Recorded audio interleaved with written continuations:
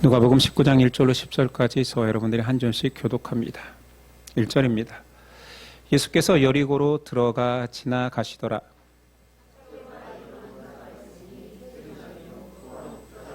그가 예수께서 어떠한 사람인가 하여 보고자 하되 키가 작고 사람이 많아 할 수 없어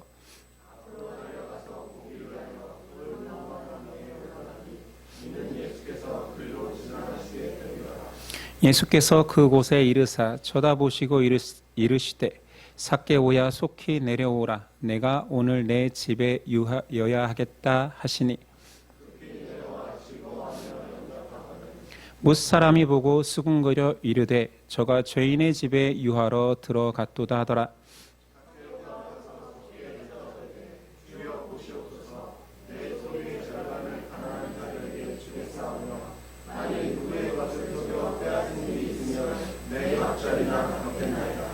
예수께서 이르시되 오늘 구원이 이 집에 이르렀으니 이 사람도 아브라함의 자손임이로다.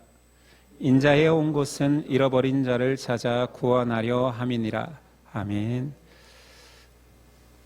오늘 말씀의 제목은 삭개오를 부르신 예수님. 우린 예수님의 길었던 예루살렘을 향한 여정을 보고 있습니다. 19장에서는 그 여정이 예루살렘에 도착함으로 마무리되지요. 지난 시간에는 여리고성 입구에서 소경거지를 만나는 장면이었고, 오늘은 여리고성 안에 있는 세리장 삭개오를 만나는 장면입니다. 두 인물은 유대 사회에서 가장 소외받고 경멸하는 대상의 대명사입니다. 예수님은 그들을 파격적으로 구원을 하시는 내용으로 오늘 내용이 구성되어 있습니다. 누가복음은 계속 설명해 왔듯이 별명이 있으니 가난하고 소외받는 자들의 복음서입니다.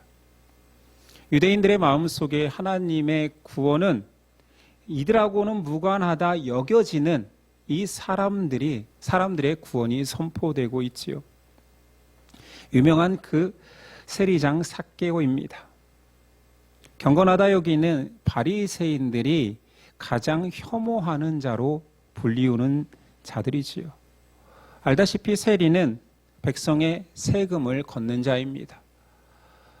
로마의 지배하에 있었기 때문에 세리에게는 로마에 상납할 수 있는 세금량만 채우면 나머지는 자유롭게 세금을 뜯어내도 상관없었습니다. 그런 자유가 주어졌죠. 그런데 하물며 그런 로마의 앞잡이 매국노 같은 역할을 하는 사람이 세리인데 오늘 삭개오는 그 세리들의 장입니다. 또한 2절에 보니 부자라는 수식어까지 있습니다. 그가 부자라는 것은 동족의 피를 빨아먹어 배부른 자 되었다라고 다 여기고 있는 것이지요. 이런 삭개오가 예수님이 자기 마을에 온다는 소식을 듣고 길 옆 나무에 올라갑니다. 3, 4절. 그가 예수께서 어떠한 사람인가 하여 보고자 하되 키가 작고 사람이 많아 할 수 없어 앞으로 달려가서 보기 위하여 돌 무화과 나무에 올라가니 이는 예수께서 그리로 지나가시게 되미로라. 생각해 봅시다. 다 큰 성인이 그리고 지역의 유지입니다. 그가 누군가를 보기 위해서 길가에 있는 나무에 기어 올라갔다 하면 여러분들 보시기에는 되게 열심이다 또는 좋은 의미로 되게 천진난만하다 이렇게 보시겠습니까? 좀 이상한데? 4차원인가? 이런 생각하지 않겠습니까?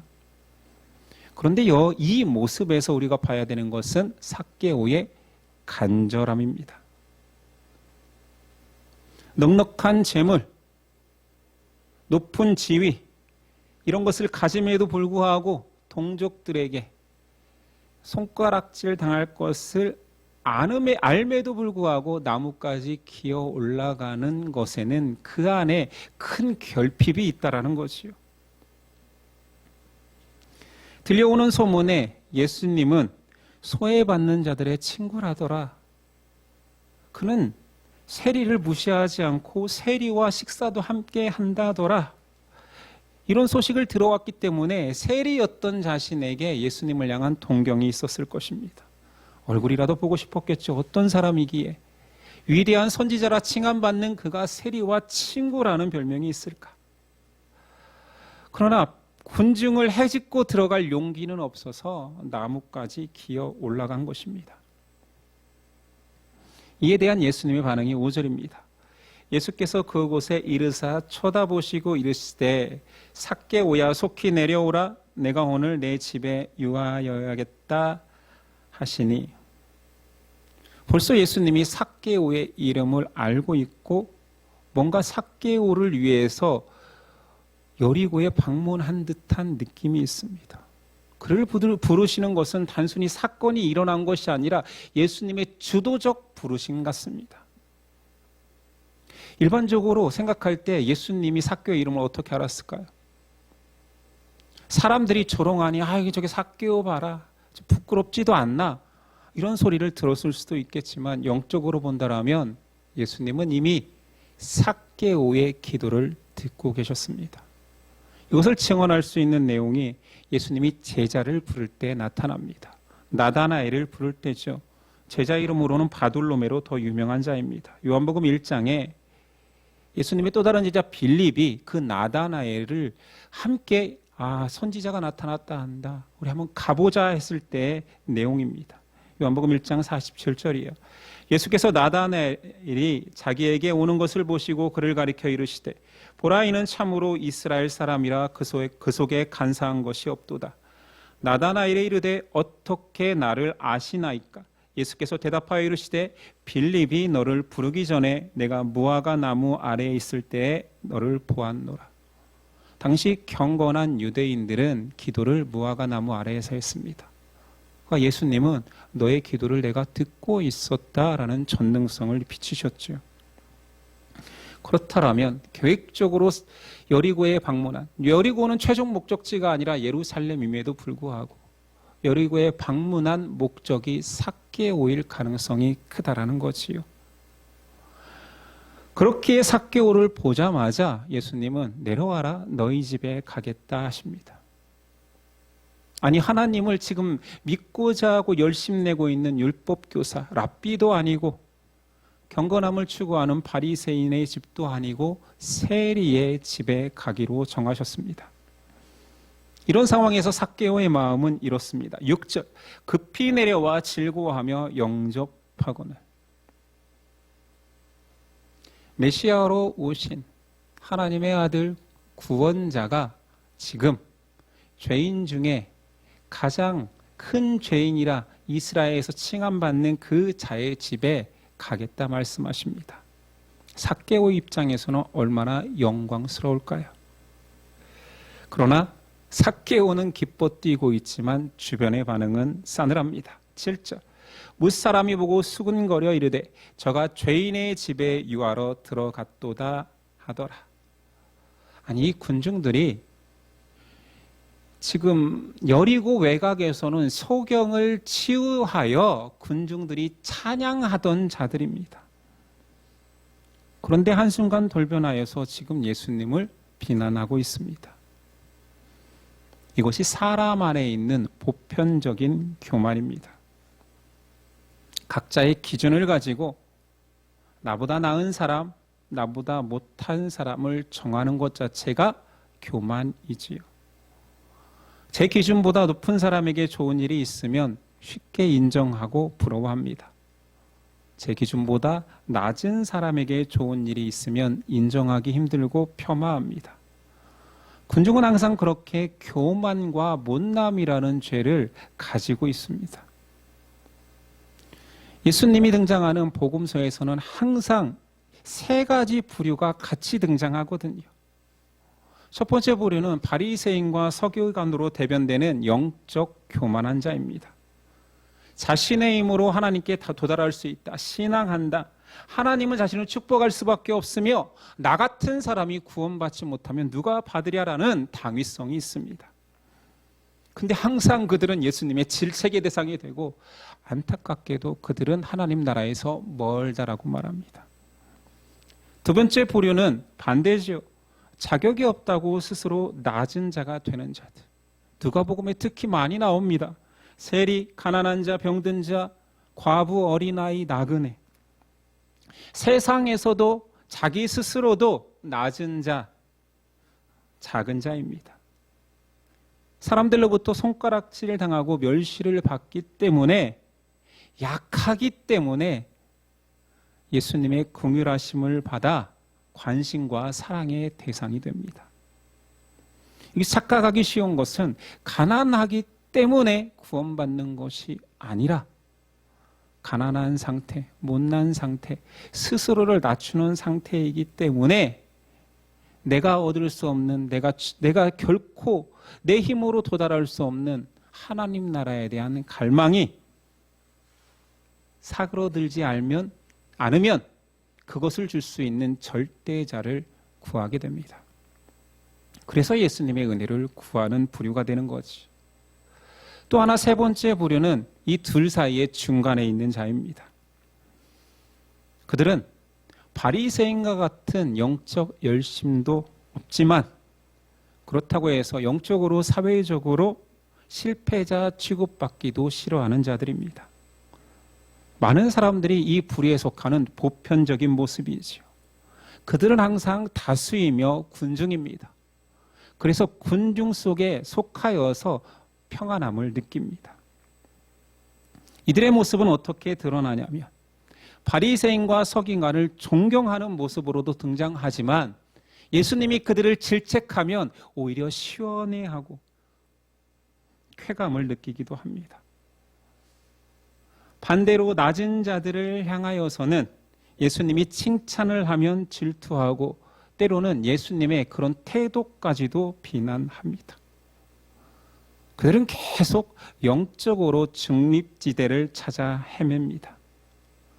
중립지대에 서서 내 이익에 반하면 우할 수 있고 좌할 수도 있습니다. 역사 속에서 이런 부류들은 굉장히 무섭습니다. 역사의 인물도 그렇고 영화 같은 데서 보아도 이들은 항상 마지막에 빌런입니다. 처음부터 나쁜 자는 아니에요. 처음부터 좋은 자도 아닙니다. 명백하게 자기의 신분을 감추고 어느 순간 등장하여서 중요한 일을 무너뜨리는 역할을 합니다.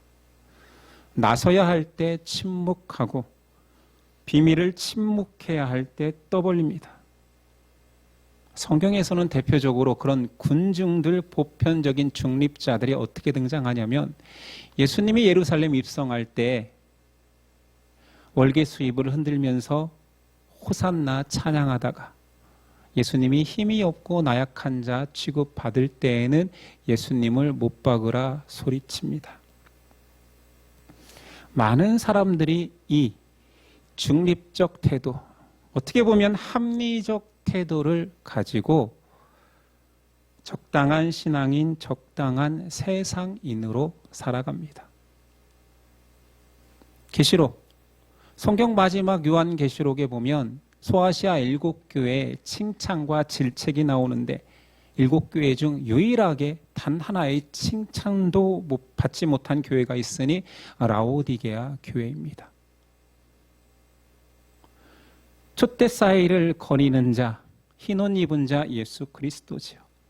그가 그 교회를 물로 비유하면서 그들은 차지도 덥지도 않아서 마시면 토하여 버릴 것 같다라고 저주합니다. 영적인 중립 상태는 굉장히 위험합니다. 그래서 마귀들은 사람이 이런 상태에 놓이기를 좋아합니다. C.S. 루이스가 쓴 스크루테이프의 편지, 많은 분들이 읽어보셨을 텐데 그 책은 참 재밌는 소재입니다. 상금 마귀 스크루테이프가 하금 마귀 웜우드에게 조언하는 편지 형식의 풍자소설이지요. 그 조언 중에 조카이면서 자기 하급자인 웜우드에게 극단적인 방법을 쓰지 마라, 미적지근한 방법을 사람들에게 사용해라. 사람들이 흰색도 검은색도 아닌 회색이게 만들어라. 극단적으로 몰면, 그가 고난에 처하면 하나님을 찾을 수도 있다. 그러니 적당히 살도록, 회색으로 살도록 그렇게 조언합니다. 마귀는 사람을 너무 잘 아는 것이지요. 중간지대에 사는 사람들은 은혜를 받으면 좋고 은혜를 못 받아도 그렇게 못 살 일은 아닙니다. 그들의 특징이 있다라면 하나님께 순종하기보다는 나보다 더 순종하지 못하는 사람들을 비난하기를 좋아합니다. 그러니까 자신이 흰색은 아니지만 나는 검은색도 아니야. 저 사람은 왜 이렇게 검어를 많이 강조하지? 그들의 등장은 이렇습니다. 나는 세리보다 낫다. 나는 소경보다는 낫다. 나는 교회 안 다니는 사람보다는 낫다. 그리고 오늘 말씀, 내가 삭개오보다 낫지 않나? 아니, 내가 바리새인의 집에 예수님이 방문한다면 그래, 인정할 것 같아. 근데 동족이 다 욕하는 저 매국노인 삭개오한테 가는 것은 좀 아니지 않나? 오늘 에피소드에는 누가복음의 성격과 주제가 확실히 등장합니다. 가난한 자에게 복음이란 이 말을 해주는 것이에요. 그런데 등장인물이 가난한 자가 아닌 부자인 삭개오입니다. 누가 봐도 높은 자고 누가 봐도 많이 가진 자로 성경에 아예 부자라 칭하고 있고 세리장입니다. 그런데 누가가 보기에 삭개오는 부자가 아니라 심령이 가난한 자입니다. 그의 가난함을 드러내는 곳은 예수님의 얼굴을 보기 위해서 나무를 기어 오르는 장면에서 등장합니다. 굉장히 수치스러운 것이거든요. 평소에도 욕먹고 그렇게 도드라지는 행동을 한다면 더 욕먹을 것을 아는데 수치를 감수하고 그는 지금 영적 구걸을 하는 것입니다. 여러분, 거지라고 다 구걸하는 거 아닙니다. 거지도 자존심이 있어요. 그가 구걸할 때에는 그 수치심까지 내려놓았을 때에 구걸하는 것입니다. 삭개오가 뽕나무를 오르는 것은 진정한 영적 허기를 느꼈기 때문입니다. 가난한 자지. 예수님께서 그의 허기를 채우셨기에 그의 반응은 풍요로움입니다. 세상 다 가진 자처럼 행동합니다. 8절. 삭개오가 서서 주께 여짜오되 주여 보시옵소서 내 소유의 절반을 가난한 자들에게 주겠사오며 만일 누구의 것을 속여 빼앗은 일이 있으면 내 갑절이나 갚겠나이다. 많은 추석자들이 삭개오가 아무리 부자라 할지라도 반절을 뚝 떼어서 가난한 자에게 주고 나머지를 자기가 빼앗은 것이 있으면 4배를 갚겠다라는 말은 온 재산을 다 환원하겠다라는 말과 동일하다 말합니다. 그래서 이 본문을 가지고 교회에서 강조하기는 은혜 받으면 헌금하는구나, 크게 헌금하는구나 라고 설교하는 경우도 있지. 현상적으로 틀린 건 아니니까요. 그런데 그런 내용은 결코 아니겠지. 한순간 은혜 받았다고 큰 헌신을 강조하는 내용이 아니잖아요. 여기서 말하고 싶은 것은 진정으로 영적으로 절대자를 갈급한 자에게 생명수가 떨어졌으니 그의 기쁨을 표현하는 것입니다. 그 갈급한 삭개오에게 생명수가 공급되니 그가 가진 것이 돈밖에 없기 때문에 돈으로 표현한 것입니다. 진정한 가치는 그리스도 안에 있고 하나님 안에 있음을 깨달았기 때문에 세상에서 귀하다 여기는 것들은 하찮아졌다라는 것을 말하고 싶은 거지요. 성경에서 우리 주변에서 진정한 이 생명수를 만난 자들의 반응은 어땠습니까? 메시아를 만나니 어부는 생계의 전부인 배와 그물을 버립니다. 세리는 자신의 힘의 상징인 세금을 걷는 이 징수하는 책상을 내던집니다. 아무것도 없는 거지는 생명수를 만나니 춤을 추며 노래합니다.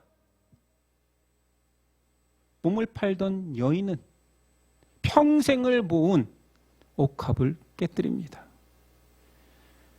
메시아를 만나니 소경은 지금까지 가장 자기가 열망하였던 보이는 눈을 가지고 예수 그리스도를 따라갑니다. 아무것도 없던 과부는 예수님을 만나니 계속 울 뿐입니다. 메시아를 만나니 청년은 자기 인생의 전부를 그리스도를 위해 쓰겠다 말합니다. 오늘 말씀에 삭개오는 예수님을 만나니 돈밖에 가진 것이 없기 때문에 착취한 돈을 돌려주고 나머지는 가난한 자에게 줘버리겠다 말하는 것입니다. 은혜 받으면 메시아를 만나면 헌금한다가 아니지요. 각양각색의 방법으로 본질적인 것들이 추구된다는 것입니다. 내 인생에 가장 소중한 것이 예수 그리스도가 되니 지금까지 귀하게 여겼던 것들이 더 이상 가치가 없어지는 현상을 말하는 것이지요. 예수를 진정으로 만난 자들은 자신을 위해 살던 것들이 작아지고 그리스도를 위해 뭐라도 하고 싶은 상태로 변한다는 것입니다. 예수님 결론부에 이렇게 말씀하십니다. 예수께서 이르시되 오늘 구원이 이 집에 이르렀으니 이 사람도 아브라함의 자손이미로다. 우리 평생의 꿈 아닙니까? 예수님이 직접 너는 내 백성이다. 삭개오 이야기를 통하여서 하나님의 구원 방식이 드러납니다. 그 나라는 뛰어난 자, 높은 자, 존경받는 자, 그들이 자격이 충분하기에 그들을 통하여서 채워지는 나라가 아닙니다. 소경, 거지, 세리, 가난한 자, 스스로 자격 없다 여기는 자들이 그리스도를 만나 은혜로 변화된 자들이 채워지는 곳입니다. 앞서 부자 청년 하나, 부자 관리 하나가 예수님 어떻게 해야 생명을 얻겠습니까? 했을 때 모든 것을 버리고 나를 따르라 했을 때 그는 모든 것을 버릴 수 없었지요. 그때 예수님 하신 말이 부자가 하늘나라에 가는 것은 약대가 바늘기로 들어가는 것보다 힘들다 했습니다. 그런데 오늘 또 다른 부자가 등장했으니 삭개오입니다. 예수님 말씀대로 약대가 바늘기로 통과하는 신비가 오늘 삭개오를 통해서 이루어지고 있습니다. 돈을 버렸기 때문인가요? 아닙니다. 불가능한 그 일을 예수께서 믿음을 붙드는 자가 가능하다. 구원의 믿음은, 구원의 문은 예수 복음으로 열린다를 보여주셨지요. 또한 오늘 삭개오 이야기에서 하나님의 구원 방식뿐만 아니라 사랑 방식도 등장합니다. 삭개오는 그냥 예수님을 보고 싶었지요. 그러나 예수님은 적극적으로 삭개오를 부르시고 그와 교제하십니다. 모든 사람들이 그를 죄인 취급할 때 예수님은 그를 그의 백성 삼으십니다. 이게 하나님의 방식이에요. 먼저 사랑하시고 먼저 다가오십니다. 세상이 하나님을 향하여 다가가는 것을 종교라고 합니다. 그 방식으로는 구원받을 수 없습니다.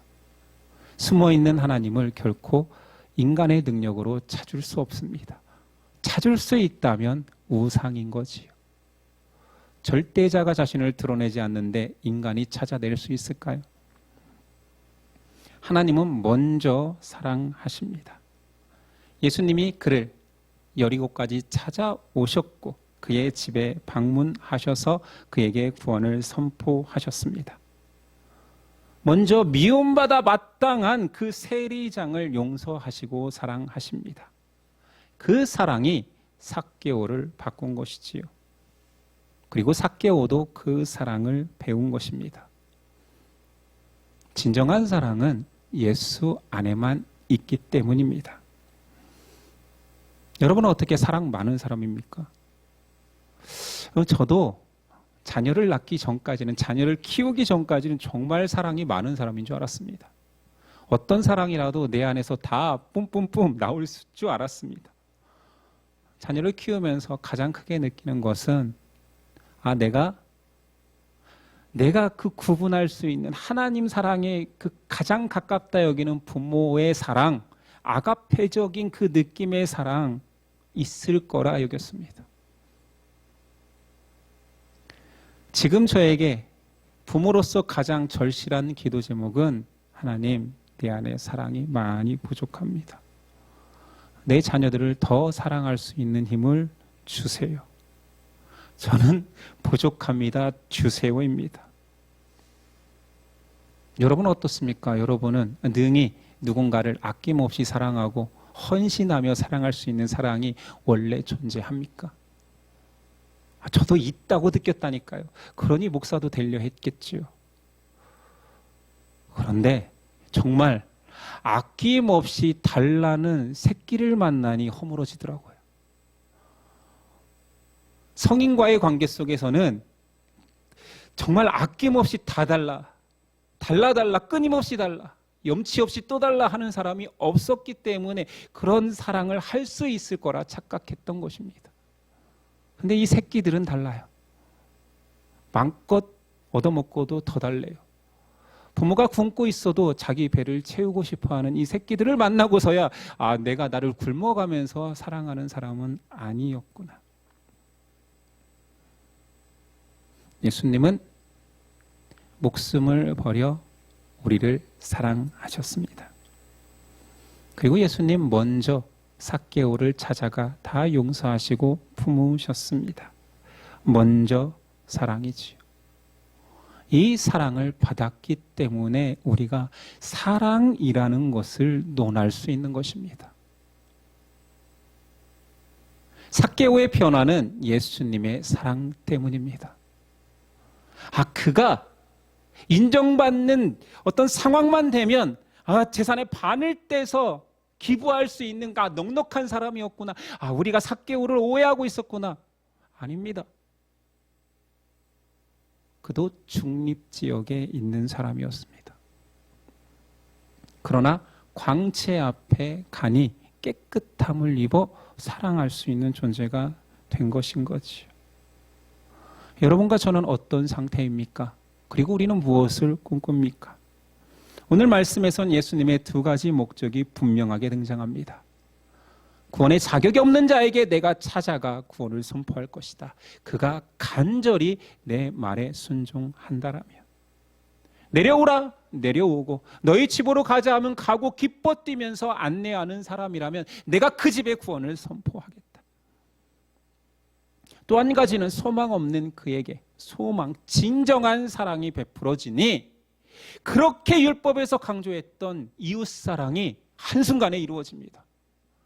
바리새인들은 너만 배불리는 자요, 너희는 율법을 지킨다 하지만 사람들을 지옥의 문으로 인도하는 자라 칭했던 그들과 전혀 다르게 삭개오, 실제로 죄인이라 여기던 그는 아무렇지도 않게, 굉장한 결단하지도 않고 그냥 이웃을 사랑하는 사람이 되어버렸습니다.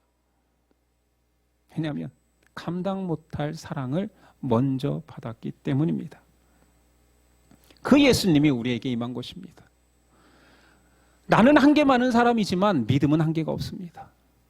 나는 사랑할 수 없는 사람이지만 예수 사랑이 나를 바꿔버렸기 때문에 사랑이 부족하면 달라 할 수 있는 분이 계십니다. 성령님 더 주세요. 더 긍휼의 마음을 주세요. 용서하기 너무 힘들어요. 주세요 하면 용서할 수 있는 마음을 주시고, 저는 저 사람 미워요. 제가 할 만큼 했잖아요. 그러나 그런 나를 사랑하신 예수님이 계시니 사랑할 수 있는 힘을 주세요 하면 주십니다. 그래서 우리도 삭개오가 될 수 있습니다. 오늘 삭개오의 이야기는 2000년 전의 유대인 이야기가 아니라 우리 이야기입니다. 예수님이 나를 불렀고 우리 집에 방문하셨고 나를 만져주셨고 너도 아브라함의 자손이다 라고 선언해 주셨습니다. 그 순간부터 우리는 사랑할 수 있는 존재로 변화되는 것입니다. 능력이 있음에도 능력이 있는지도 모른 채 살지 맙시다. 우린 가한 자들입니다. 우린 삭개오의 사랑, 헌신도 능히 할 수 있습니다. 왜냐하면 예수님이 나를 그보다 더 큰 사랑으로 사랑하고 계시기 때문입니다. 기도하겠습니다.